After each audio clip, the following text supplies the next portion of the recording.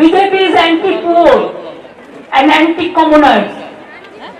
যে গরিব লোকগুলো কাজ করার জন্য এখান থেকে যায় তাদের অনেক কষ্ট করতে হয়, বাংলায় থাকলে তারা অনেক ভালো থাকতে পারে, তাদের দিয়ে কাজ করাবে, আর বাংলা ভাষায় কথা বললে তাকে জেলে নিয়ে চলে যাবে, ডিটেনশন ক্যাম্পে নিয়ে যাবে, হোল্ডিং এরিয়ায় নিয়ে যাবে। কেন?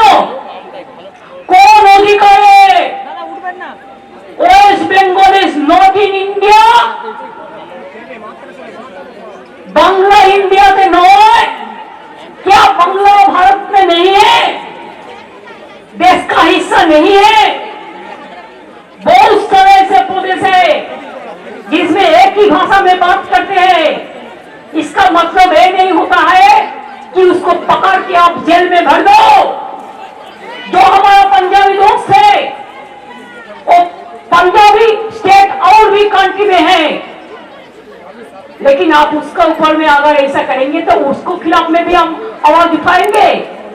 जब महाराष्ट्र में हिंदी भाषी को निकाल दिया था तो हम लोगों ने पहले आवाज उठाया था। इसको समझना पड़ेगा।